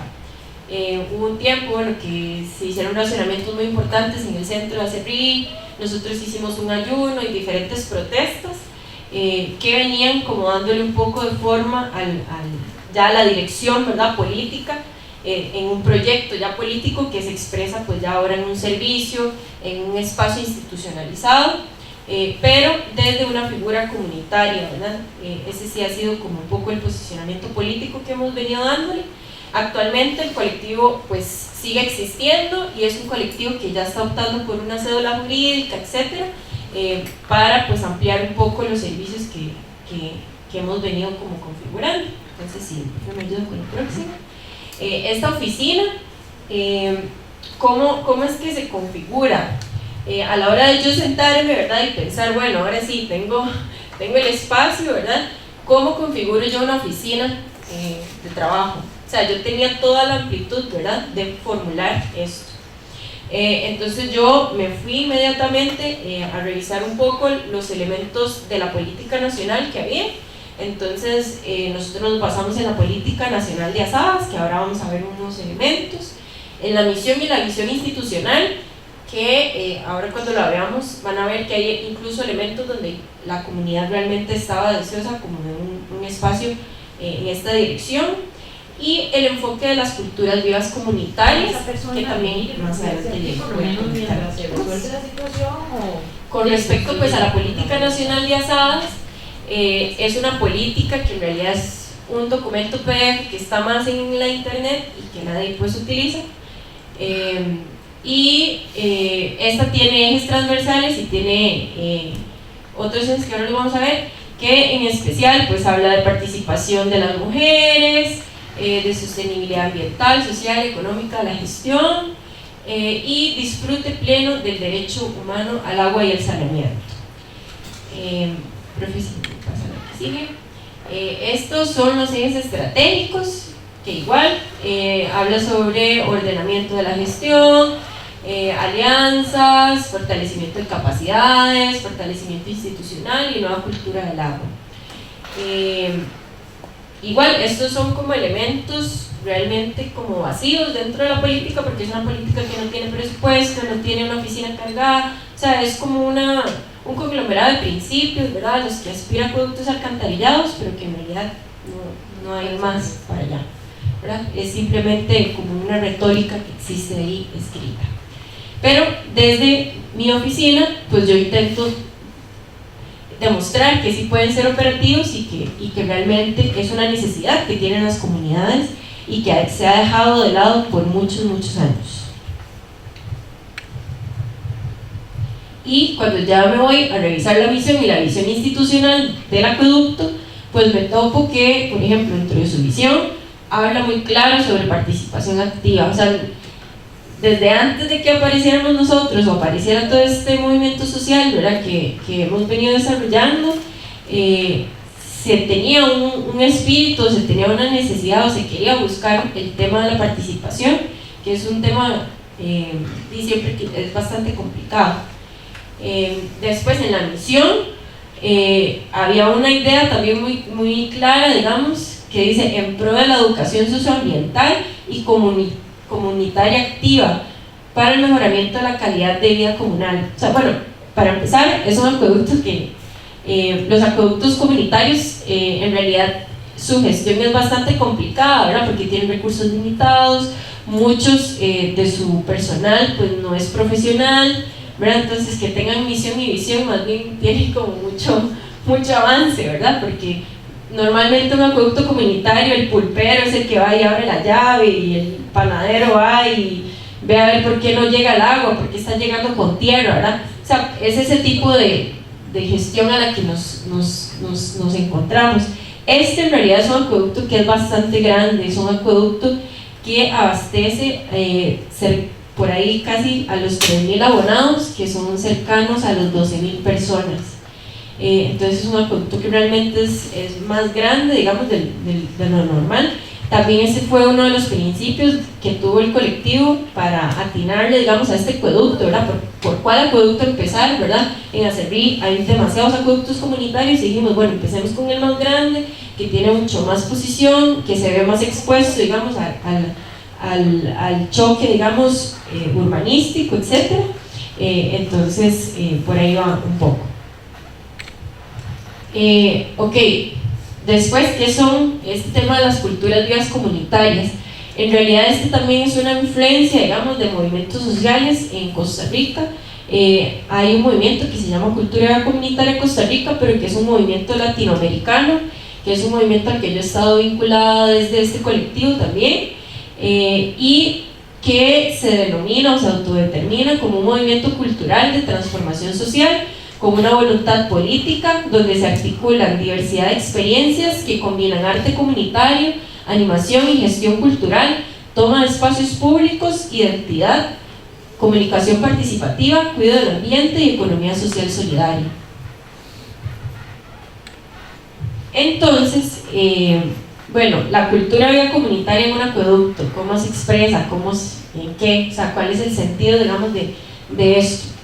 Y ahí va un poco como la perspectiva teórico-metodológica, ¿verdad?, que yo empiezo como a configurar dentro de este acueducto, que es agarrar precisamente un poco de estas experiencias populares que se han tenido desde el movimiento Culturas Vivas Comunitarias con el trabajo desde el espacio local y en políticas principalmente de derechos culturales, con el tema de la gestión integrada, que ese también es un enfoque que se ha venido configurando, y pues un poco como unirlo o darle un poco de sentido a los dos juntos, con un enfoque que también se ha venido discutiendo en España principalmente, que es el de nueva cultura del agua.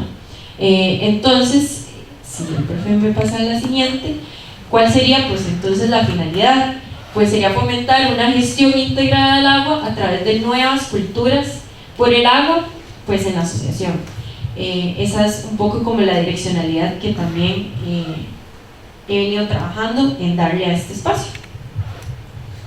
Dentro de los ejes estratégicos, lo que hago es retomar un poco bastantes de los elementos de la cultura comunitaria, como la identidad, la animación cultural, la toma de espacios públicos, ¿verdad? En especial de lo que son los espacios públicos como el río, que son altamente invisibilizados, la toma de espacios públicos como es toda la infraestructura en acueducto, que la gente no sabe o que llama, ¿verdad? Que porque no hay agua y decimos, bueno, es que se cayó un árbol y rompió un tubo.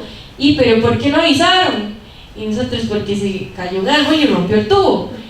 Pero es que deberían de estar avisando, ¿verdad? Es falta de una apropiación de que cómo funciona una tubería, ¿verdad? De que la gente entienda de que si nosotros no podemos saber cuándo se va a caer un árbol o cuándo va a llover fuerte y se va a venir una cabeza de agua, ¿verdad? Hay un desprendimiento del servicio de abastecimiento de agua que simplemente es ir cada mes a pagar una factura. Entonces, un poco de una nueva cultura del agua es eso, ¿verdad? Es tener mayor cercanía, mayor sensibilidad, comprender mejor esos procesos que son cotidianos y que es un servicio que es elemental. Y por ahí pues otras herramientas como la comunicación participativa, el arte comunitario son medios que también nos permiten acercarnos un poco a la gente.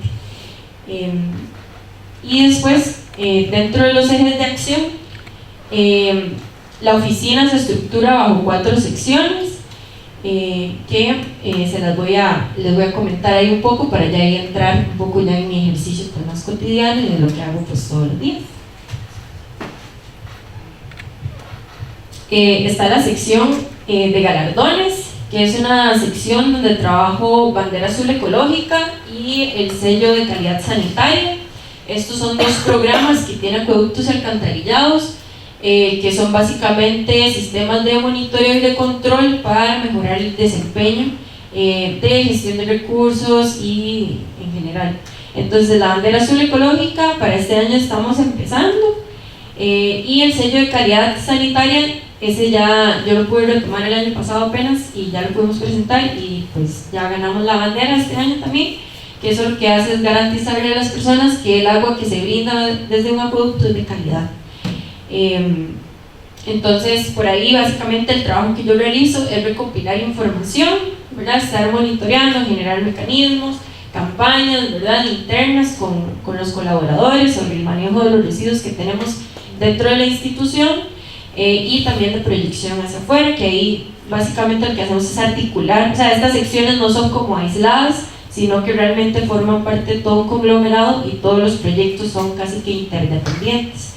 Entonces mucho de lo que trabajamos en comunicación y en educación y en articulación de recursos pues va hacia eso también. Entonces vamos con la otra. Bueno, ahí está específicamente un poco como lo que se venía como planteando, que en realidad son programas que yo también cuestiono bastante, porque en realidad muchos de los elementos, casi que cualquier persona puede ser bandera azul ecológica, digamos, no requiere como mayor esfuerzo, digamos, en realidad son acciones muy simples y es un monitoreo que en realidad, no sé, yo podría imaginarme otros mecanismos mucho más acertados, pero bueno, es parte de las cosas que uno va viendo en el ejercicio.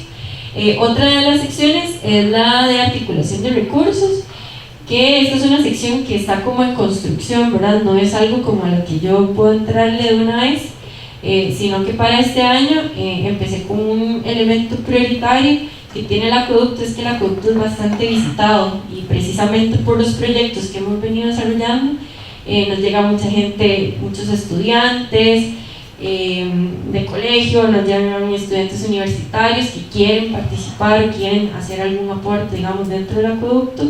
Entonces lo que destiné fue hacer como un programa de articulación de talento humano, básicamente con 3 programas. Uno que es un programa de trabajo comunal de secundaria, que lo que hacemos es realizar una oferta de proyectos donde los muchachos y las muchachas pueden inscribirse y realizar su trabajo comunal. Para este año tenemos 7 proyectos y en realidad eso nos permite también acercarnos a esta población con algo que ya de por sí tienen que hacer, ¿verdad? Y que realmente realicen un trabajo comunal, porque yo me acuerdo de mi trabajo comunal y yo lo que hacía era envolverle los regalos a la bibliotecóloga, ¿verdad? O sea, son unas cosas que como es gente de cole, entonces no importa, ¿verdad? Los ponemos a hacer cualquier cosa, y más bien esta oferta lo que intenta es como realmente potencializar a los chicos, que se acerquen al proceso de gestión del acueducto. Incluso ya muchos dicen, y ya después de que yo termine las horas no puedo seguir viniendo, y no sé qué. Entonces para eso también de una vez abrí un programa de voluntariado para que igual la gente que quiera seguir realizando algún aporte dentro del acueducto lo pueda hacer. Y el otro programa es el de ejercicios académicos, que también nos llegaban hidrólogos y nos llegaba un montón de gente, ¿verdad? Y reportes ahí que nadie usaba, ¿verdad? Entonces este programa lo que viene es un poco como a captar mejor a la gente, saber cuánta gente estamos recibiendo, qué aporte están haciendo, direccionar mejor ese aporte, ¿verdad? Y fortalecer así pues la gestión del acueducto con este recurso que ya teníamos inmediatamente, que yo dije, hay que hacer algo con esto porque no podemos seguir que esto crezca porque cada vez llega más gente, entonces hay como que direccionarlo de la mejor manera. Pero en sí, digamos, la sección de articulación de recursos, la intención es pues que ya los procesos tengan mayor avance y buscar financiamiento, ¿verdad? Porque es un acueducto que todos los acueductos tienen realmente limitaciones económicas, ¿verdad? Entonces el desarrollar estrategias de educación o de vinculación comunitaria pues requiere una inversión importante, y no un acueducto pues no necesariamente cuenta con tantos recursos, y más si tiene limitaciones en infraestructura y otras necesidades. Es importante que también desde esta oficina se busque la autogestión o la gestión de nuevos recursos, ¿verdad? Para poder darle sostenibilidad pues a los procesos. Entonces este año pues me enfoco más, pues ya acomodada esta parte, digamos, de recibir tanta gente, ya teniendo un mecanismo que ya está trabajando, pues ya me puedo enfocar un poco más en los recursos económicos. Después está la sección de educación ambiental, que esta básicamente trabaja en 3 estrategias. La primera es la Escuela Espiritual de la Naturaleza. Esa es una escuela que más bien le dio origen a la Oficina Cultural Comunitaria. Es el proyecto donde el colectivo que les comenté pues vino trabajando fuertemente. Esta es una estrategia que se enfoca en la comunidad que vive en la zona de captación hídrica. Está en la parte alta de la cuenca. No es como las estrategias de educación de que vamos a limpiar una playa, ¿verdad? Cuando la basura viene desde arriba, ¿verdad? Es limpiar un río con el sentido original que tiene un río, ¿verdad? Que es el agua viene de arriba para abajo, ¿verdad? Entonces trabajamos con las familias que viven con las zonas de recarga, que son familias campesinas. Muchas no son abastecidas por el acueducto. Ahorita se está empezando un diálogo, digamos, hay muchos vecinos que ya quieren ser abastecidos, ¿verdad? Porque nunca se habían cuestionado la potabilidad del agua, no se habían cuestionado, ¿verdad?, el acceso o el derecho realmente que se tiene de acceder a agua potable. Entonces son familias que se autoabastecen, son familias que tienen un antecedente por la zona geográfica. Eso es parte de las características sociales y culturales que tiene un espacio geográfico. Al ser un espacio periurbano, y los abuelos y los adultos crecieron en un ambiente campesino, aunque ahora ya se estén enfrentando a un contexto más urbanizado. Entonces son gente que tiene chanchos, que tiene un montón de cosas y que siempre ha echado sus desechos al río. Y que gracias a este proceso de la escuela, es una escuela popular, es una escuela donde asisten niños, jóvenes, adultos, la abuelita, ¿verdad? Trabajamos con jabón orgánico, trabajamos clases de breakdance, y los muchachos para entrenar, entonces trabajan en las campañas de reforestación, etcétera. Digamos, hay como diferentes proyectos. Las señoras producen jabones biodegradables para reducir el impacto en la descarga, etcétera. Hay una serie de proyectos que esta escuela ha trabajado con los vecinos y vecinas para la transformación de esos patrones culturales que han venido siendo nocivos dentro de la comunidad y que han generado un impacto de contaminación. Entonces esta escuela nos permite trabajar con ese punto que es muy sensible, es el punto pues donde se comparte ese bien común. Después está la estrategia que se llama Recreos Pasados por Agua, que esa es donde Mari me dio vestida de payaso y no sé qué. Es una estrategia que retoma elementos de la cultura comunitaria como el arte comunitario. Entonces yo interpreto un personaje que es una fontanera que se llama Gotera, y ella lo que hace es acompañar reflexiones bajo ciertos elementos: cómo llega el agua a la casa, cómo la estamos consumiendo. Son 3 módulos en realidad esta estrategia. El acueducto abastece a dos centros educativos, entonces trabajamos con ellos 2. Parte del convenio de los recreos pasados por agua es también realizar una inspección dentro de la tubería que tienen las instituciones, identificar elementos que se pueden mejorar dentro de la red. Entonces igual ahí vamos a trabajar elementos como la captación de la lluvia para que en los centros educativos el agua que se utiliza en el sanitario no sea agua potable, ¿verdad?, sino que sea agua de lluvia, etc. Estamos desarrollando ahí varias estrategias para trabajar de la mano con estos puntos que son claves, digamos, dentro del sistema de abastecimiento. Y el tercer proyecto es el de diálogo comunitario, que se viene un poquito más lento porque es un proyecto pues, que tiene una visión mucho más amplia. El acueducto se distribuye en 10 sectores, entonces la idea es empezar a trabajar en cada sector diferentes temas. El tema de la participación, a ver, los acueductos se forman por una junta que es de vecinos, pero no todos los vecinos pueden participar. Para tener voz y voto tenés que ser propietario de la tierra, ahí excluye a la mayoría de las mujeres, excluye personas, o sea, en general a todas las personas que no tienen acceso a la tierra. Es complicado. La mayoría de las personas alquila, por ejemplo.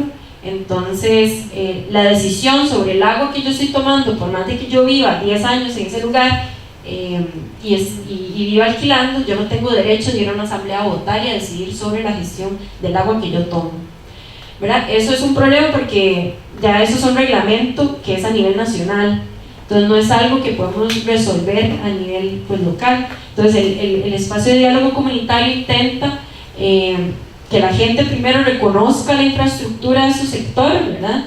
Y después podamos trabajar en la incidencia de las limitaciones que tienen pues, cada uno de los sectores. Aún así es una estrategia que es bastante amplia y yo estoy contratada a medio tiempo, entonces es una estrategia que va despacio, ¿verdad? Ahorita estamos principalmente con el tema más diagnóstico, ¿verdad? Y esperando que los demás proyectos nos permitan también que la oficina pueda tener mayores ingresos económicos por otras fuentes, ¿verdad? Para ampliar un poco más el tema, ¿verdad? Hay otros elementos muy importantes, ¿verdad? Como decía, ahora el tema de las salidas, ¿verdad? Que trabajar no entiendo todos estos elementos, ¿por qué se corta el agua si se cae un árbol? Estos elementos tan sencillos y cotidianos en realidad limitan mucho la gestión, ¿verdad? Porque mientras hay un operario respondiendo el teléfono, diciéndole a la señora, se cayó un árbol, ¿verdad? Y no es solo esa señora, sino que son llamadas y llamadas y llamadas, y es ese operario respondiendo en vez de estar solucionando la caída del árbol. Entonces son cosas que nos van complicando. El tener una red de comunicación comunitaria sería muy oportuna, ¿verdad? Porque es un vecino y una vecina que simplemente se le notifica y le notifica al resto, etc. Hay un montón de elementos que este espacio nos puede ir vislumbrando, ¿verdad? Incluso necesidades en materia de salud pública, etc. O sea, hay un montón de elementos que en realidad hay que ir teniéndolos bien claros, ¿verdad? Y eso es parte de mi trabajo este año, ir comprendiendo, ¿verdad?, bien la complejidad que tiene todo este servicio, todo el servicio que tiene el acueducto. Y finalmente la sección de comunicación e información. Yo esto no es un elemento que casi trabajamos desde el trabajo social, o por lo menos no conozco mucho de profesionales que se desarrollen como en esa área. Yo desde que estoy en la universidad, el tema de la comunicación pues me ha gustado mucho. He trabajado en Radio U, he trabajado, bueno, me he involucrado mucho en tema de diseño gráfico, en elementos visuales, ¿verdad? Y considero yo que incluso la comunicación y la información son medios que nos permiten desarrollar procesos socioeducativos, nos brindan mucho más herramientas y elementos para que la gente precisamente comprenda estos procesos técnicos, ¿verdad?, de gestión del agua. Entonces yo me he desarrollado también en esa área como una necesidad incluso del acueducto cotidianamente, ¿verdad? A veces un elemento se puede minimizar, ¿verdad?, el impacto social o el recibimiento de la gente simplemente por una buena comunicación. Entonces redes sociales, todo lo que son pizarras informativas, la coordinación con una u otra institución para que en ese espacio podamos poner avisos de cualquier tipo, ¿verdad?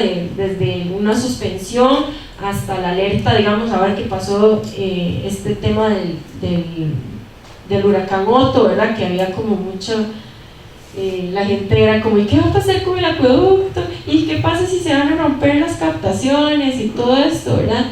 Hay como un elemento muy necesario dentro de este servicio de comunicarse con la gente y de que la gente pueda también sentirse cerca del acueducto. Entonces por ahí hemos venido trabajando, incluso el servicio al cliente, ¿verdad? Es un elemento que al primero que ven es al fontanero, ¿verdad? Entonces si no trabajamos con los compañeros también, ¿verdad? ¿Cómo se puede dirigir uno a una persona, etcétera? Hemos trabajado también algunas herramientas en ese sentido y que considero yo como profesional son parte de los elementos del derecho humano al agua y al saneamiento. Yo tengo el derecho de estar informado o informada de lo que acontece con mi acueducto. También desarrollamos un boletín informativo que ese se deja casa por casa y que igual da cuenta de todos los procesos, incluso del tema económico, digamos, que es mucho de disputa comunitaria, ¿verdad? ¿Qué se está haciendo con la plata que yo estoy dándole? Ah, no, pero el presidente es fulano, ¿verdad? Porque es mi vecino y tal, y yo quiero saber qué se hace con mi plata, y eso genera mucho conflicto. También es un elemento político que ahí tal vez parte de los retos del ejercicio es ese, ¿verdad? Hay un contexto comunitario, ¿verdad? Entonces uno se ve envuelto en que el presidente le debía plata a no sé quién y ya por eso hay pleitos, ¿verdad? O sea, pleitos del pueblo, digamos, que son elementos que se vuelven cotidianos y se vuelven políticos y determinan incluso algunas decisiones. Entonces son cuestiones que también hay que ir enfrentando. Y bueno, eso es todo lo que yo también traía para presentarles. Ahí está mi contacto también en caso de que en algún momento quisieran explorar más el tema de la gestión del agua. Hoy les traje una pinceladita. Exonerar de impuestos todas las pero también, digamos, para ampliar como el tema de esto de los retos que fue de lo último, uno de los retos que también yo he tenido que enfrentar es el tema del adultocentrismo, ¿verdad? La chiquita, ¿verdad?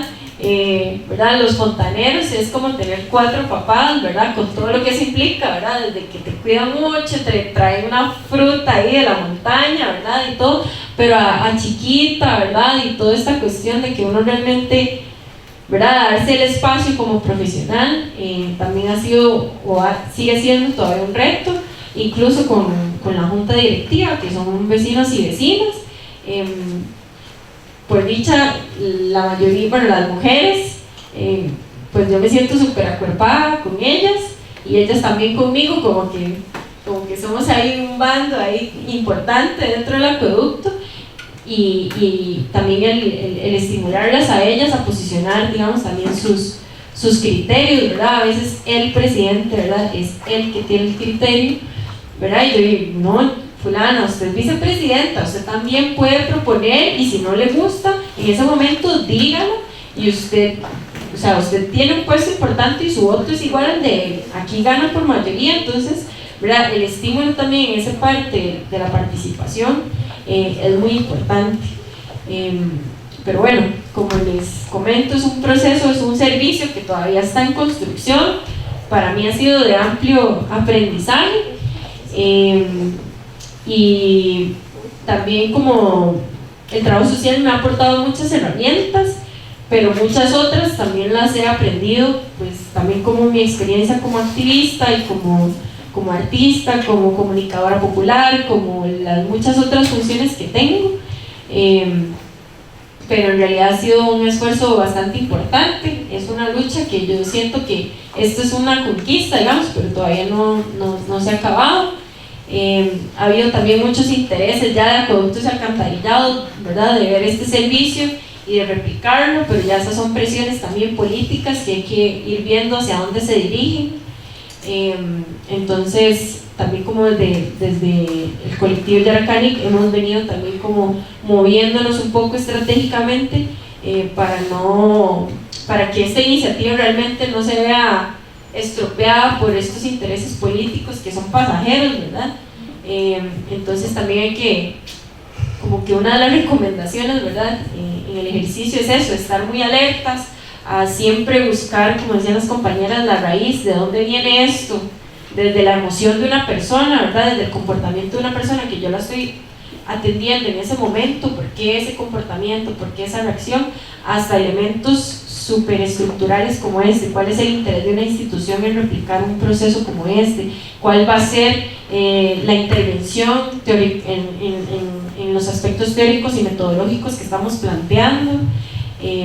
Todo eso siempre es muy muy importante, el cuestionarse, el estar siempre revisando información, no porque ya uno esté inserta en un espacio laboral y esté cotidianamente enfrentándose a algo, no nos hace conocedoras de ese tema, ¿verdad? Siempre hay que estar buscando más información, asistir a conversatorios, estos espacios, ¿verdad?, que en esta ocasión pues Marcos nos brindó el espacio, siempre le refresca a uno muchísimo, ¿verdad?, el escuchar a otras colegas en otros espacios, por más que sean tal vez temas que uno dice, yo migración y yo, o sea, no, son temas que siempre el análisis de la situación o de la realidad nos permite también refrescarnos a nosotras desde el espacio en el que estemos. Entonces creo que por ahí ya va concluyendo mi intervención, y ahora pues supongo que el espacio de consultas, y ahí con gusto.